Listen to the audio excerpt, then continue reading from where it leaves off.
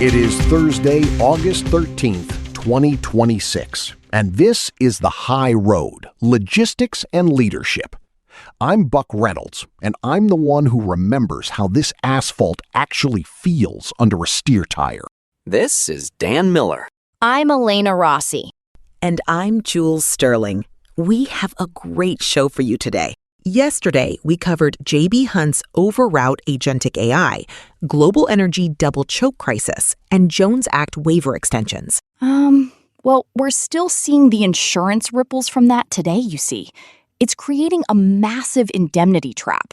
I mean, the thing is, today's news is proof that the ground is shifting under us faster than a blowout on a downgrade in July. Look, the market is playing a high-stakes chess game right now, and the board just got a lot more crowded at the rail yards.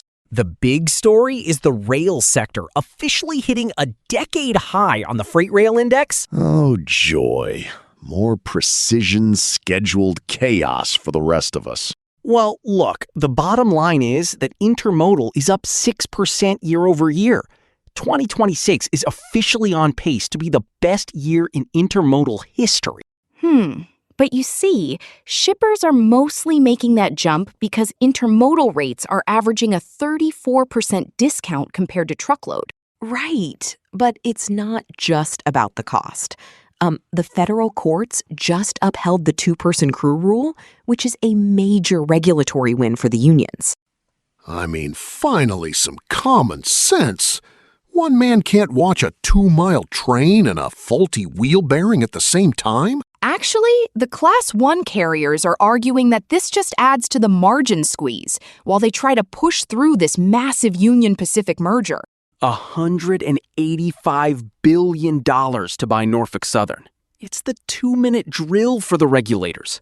If this goes through, we have a true coast-to-coast monopoly. The thing is, when giants merge like that, the independent operator gets treated like a speed bump.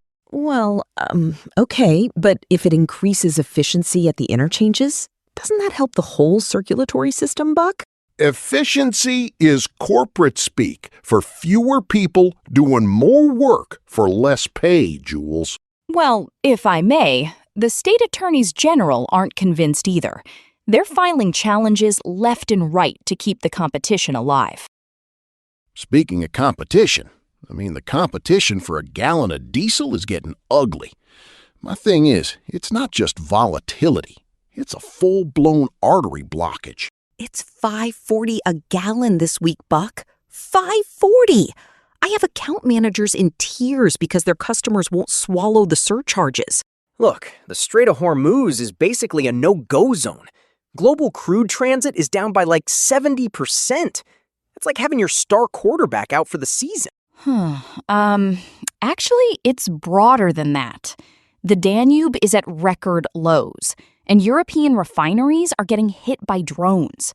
It's a triple threat match. Well, that's the thing. Bank of America is pivoting, right? They're putting $250 billion into fortress infrastructure. Fortress infrastructure?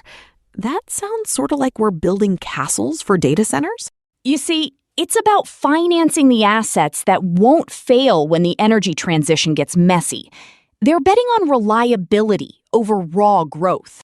That sounds fine for a boardroom, but the guy in the sleeper cab is staring at a 30-year low in diesel stockpiles. Look, if you aren't hedging your fuel cost right now, you're playing Russian roulette with a fully loaded chamber.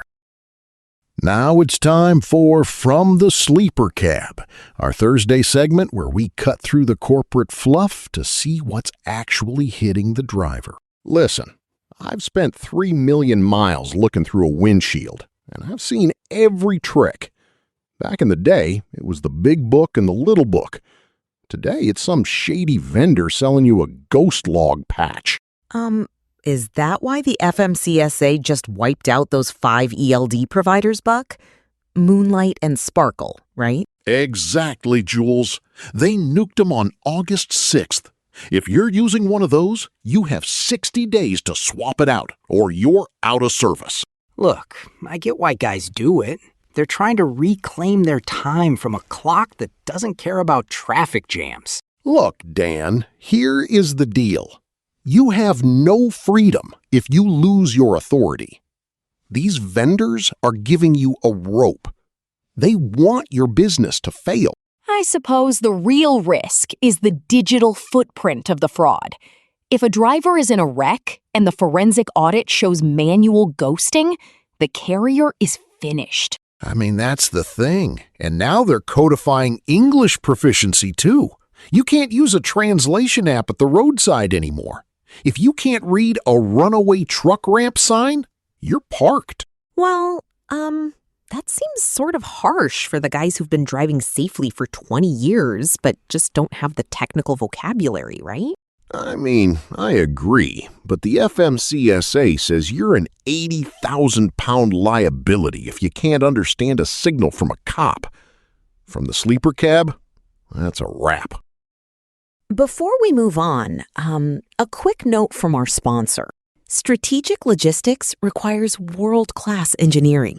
This show is powered by the stack developed by Eric Christensen at Neural Network Media. Support the architect behind the code. Look, it's a team effort. Visit our Patreon at patreon.com/Neural Network Media for a free trial and access to our daily briefing PDF. Support the home team. So Dan, GXO is saying the AI data center boom is going to triple demand by 2030? That's massive, right? It's a total gold rush. Kelleher is talking about building these facilities in 30 days using robots. 20,000 robots in their network this year. But I suppose we should mention the supply chain security risk. We're finding Chinese-linked components in the hardware being moved to these sites. I mean, this silicon driver hype is going to hit a wall. You can have all the robots you want, but you still need a chassis and a driver to get the racks to the site. Well, GXO is saying their IQ platform manages the whole life cycle, from construction to maintenance. It's not just moving boxes anymore. Look, they're standing up facilities faster than a no-huddle offense. If you can't move at that speed, you're irrelevant in the AI era. If I may shift us to the legal front, we need to talk about the Uniform Vehicle Safety Standards Act. It was just introduced to fight these nuclear verdicts. Right. You're talking about those Nebraska lawmakers, Flood and Fisher. They want a federal shield for carriers. Exactly. The bill would mandate that carriers can't be held liable for failing to meet safety standards stricter than the NHTSA's own rules. I mean, it's about time. A jury just slapped C.H. Robinson with $600 million for a crash involving a carrier that had a satisfactory rating. Look, that's a blowout score. If a broker can't trust the DOT's own safety rating, how are they supposed to function? The whole system is broken. And you see, that's why insurance premiums are up 36%. The lawyers are treating every fender bender like a lottery ticket. Well, hopefully this bill puts some sort of cap on the negligent hiring madness. It's making everyone paranoid, right? Now look at the trade map. Mexico has officially spiked the ball. 16.5% of all U.S. trade is coming through Laredo and the border. Laredo is handling $36 billion a month. It's a lot of freight for one gateway, sort of. Well, the thing is, the tender rejections in Laredo hit 15% this week. The border is stuffed like a Thanksgiving turkey. You see, while the border is booming, the Panama Canal is charging record-high skip-the-line fees because of the drought. $11 million for one ship. Look, it's a total scramble. If you're not nearshoring in Mexico, you're stuck in a maritime traffic jam that costs millions to exit. Wow. I mean, that explains why everyone is shifting their supply chains to the land bridge instead of the water, right? Walmart is also tightening the screws with their supplier compliance. They saw a huge drop in violations this year. That's because they're blitzing them with automated chargebacks. 3% off the top for any shipment that isn't on time in full. No mercy. I suppose it's the professionalization of the middle mile. If you don't have accurate data visibility, you're basically donating your margin to Walmart. And we need to talk about the cargo theft pivot. Even though the number of thefts dropped by 26%, the total loss value doubled. I mean, they aren't stealing laundry detergent anymore. They're going after high-value metals and AI infrastructure. The average theft value is over $560,000.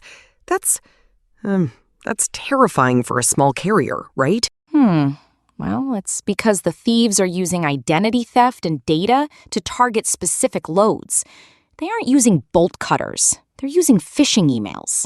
I mean, I've seen guys get their identity stolen and their whole fleet parked by a lawyer because a ghost load went missing under their name. All right, our lead story today, Proficient Auto Logistics is dropping $130 million to buy Hansen Adkins. This is a major power move. They're becoming the undisputed leader in North American auto hauling. 4 million cars a year, guys. Well, the thing is, Hansen Adkins has 30 years of culture. Proficient is sitting on a 99.5 operating ratio.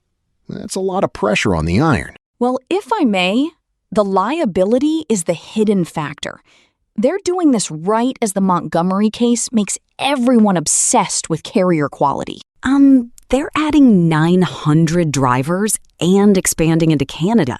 That's a huge integration hurdle while the market is this tight, right? Look, it's a scale play. You either get big enough to survive the insurance hits, or you get crushed. It's the fourth quarter, and they're going for it. I mean, I've seen these synergy plays before. They talk about robots and platforms, but if a car hauler doesn't trust the dispatcher, the ramps don't drop. Sort of feels like they're betting the farm on being too big to fail in a legal environment that loves to hunt the big whales. Actually, if they can manage the integration without a safety dip, they might just monopolize the high-value auto segment. Well, I mean, let's see where the turnover is in 6 months. If the veteran H&A guys start walking, Proficient is just buying a very expensive graveyard of Stinger steer rigs. Look, the bottom line is that the auto market isn't slowing down, and somebody has to haul the Freightliners out of Mexico. It's a bold play. That's all for today's High Road. We covered the rail boom, diesel at $5, and the new kings of car hauling. Keep your head on a swivel. Bye. Later. Peace. Keep the shiny side up, folks.